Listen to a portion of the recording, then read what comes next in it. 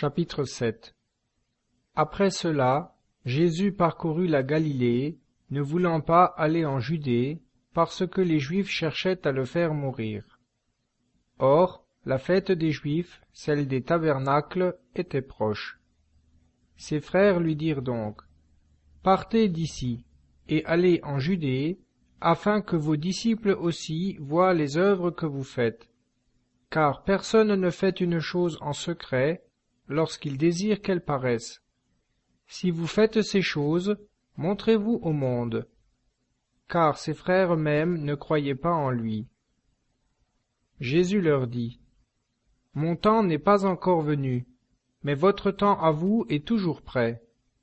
Le monde ne saurait vous haïr. Moi, il me hait, parce que je rends de lui ce témoignage que ses œuvres sont mauvaises. Montez, vous, à cette fête. Pour moi, je n'y vais point, parce que mon temps n'est pas encore venu. » Après avoir dit cela, il resta en Galilée. Mais lorsque ses frères furent partis, lui-même monta aussi à la fête, non publiquement, mais en secret. Les Juifs donc le cherchaient durant la fête et disaient, « Où est-il » Et il y avait dans la foule une grande rumeur à son sujet.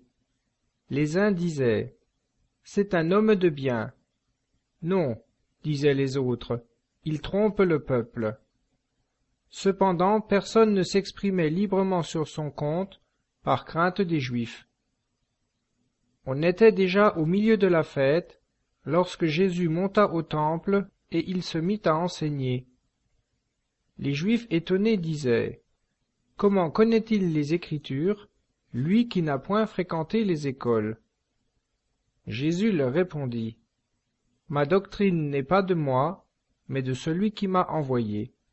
Si quelqu'un veut faire la volonté de Dieu, il saura si ma doctrine est de Dieu ou si je parle de moi-même. Celui qui parle de soi-même cherche sa propre gloire, mais celui qui cherche la gloire de celui qui l'a envoyé est véridique, et il n'y a point en lui d'imposture. Est-ce que Moïse ne vous a point donné la loi? Et nul de vous n'accomplit la loi. Pourquoi cherchez-vous à me faire mourir? » La foule répondit, « Vous êtes possédés du démon. Qui est-ce qui cherche à vous faire mourir? » Jésus leur dit, « J'ai fait une seule œuvre, et vous voilà tous hors de vous-même. Moïse vous a donné la circoncision, non qu'elle vienne de Moïse, mais des patriarches. Et vous la pratiquez le jour du sabbat. Que si, pour ne pas violer la loi de Moïse, on circoncis le jour du sabbat, comment vous indignez-vous contre moi, parce que, le jour du sabbat, j'ai guéri un homme dans tout son corps? Ne jugez point sur l'apparence, mais jugez selon la justice. » Alors quelques habitants de Jérusalem dirent, « N'est-ce pas celui qu'ils cherchent à faire mourir?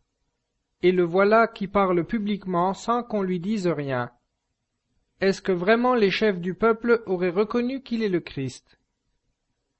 Celui-ci, néanmoins, nous savons d'où il est. Mais quand le Christ viendra, personne ne saura d'où il est. » Jésus, enseignant dans le temple, dit donc à haute voix, « Vous me connaissez et vous savez d'où je suis. Et pourtant ce n'est pas de moi-même que je suis venu, mais celui qui m'a envoyé est vrai. Vous ne le connaissez point. Moi, je le connais, parce que je suis de lui, et c'est lui qui m'a envoyé. » Ils cherchèrent donc à le saisir, et personne ne mit la main sur lui, parce que son heure n'était pas encore venue. Mais beaucoup, parmi le peuple, crurent en lui, et ils disaient, « Quand le Christ viendra, fera-t-il plus de miracles que n'en a fait celui-ci ?» Les pharisiens entendirent la foule murmurant ces choses au sujet de Jésus. Alors les princes des prêtres et les pharisiens envoyèrent des satellites pour l'arrêter. Jésus dit, « Je suis encore avec vous un peu de temps, puis je m'en vais à celui qui m'a envoyé. Vous me chercherez, et vous ne me trouverez point. et où je suis, vous ne pouvez venir. » Sur quoi les Juifs se dirent entre eux: « Où donc ira-t-il, que nous ne le trouverons point? Ira-t-il vers ceux qui sont dispersés parmi les gentils, et ira-t-il les instruire? Que signifie cette parole qu'il a dite: Vous me chercherez et vous ne me trouverez point, et où je suis, vous ne pouvez venir. » Le dernier jour de la fête, qui en est le jour le plus solennel, Jésus, debout, dit à haute voix: « Si quelqu'un a soif, qu'il vienne à moi et qu'il boive. Celui qui croit en moi, de son sein, comme dit l'Écriture, couleront des fleuves d'eau vive. » Il disait cela de l'Esprit que devaient recevoir ceux qui croient en lui, car l'Esprit n'était pas encore donné, parce que Jésus n'avait pas encore été glorifié. Parmi la foule, quelques-uns qui avaient entendu ces paroles disaient: « C'est vraiment le prophète. » D'autres: « C'est le Christ. » Mais, disaient les autres, est-ce de la Galilée que doit venir le Christ?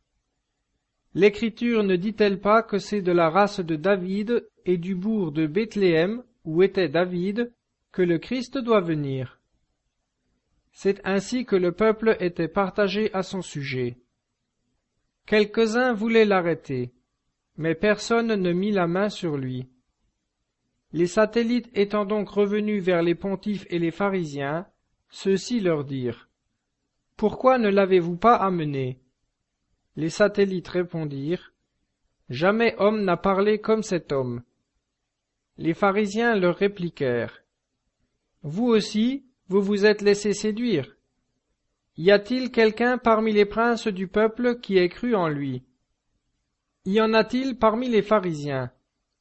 Mais cette populace qui ne connaît pas la loi, ce sont des maudits. » Nicodème, l'un d'eux, celui qui était venu de nuit à Jésus, leur dit: « Notre loi condamne-t-elle un homme sans qu'on l'ait d'abord entendu, et sans qu'on sache ce qu'il a fait? » Ils lui répondirent: « Toi aussi es-tu galiléen? Examine avec soin les Écritures, et tu verras qu'il ne sort point de prophète de la Galilée. » Et ils s'en retournèrent chacun dans sa maison.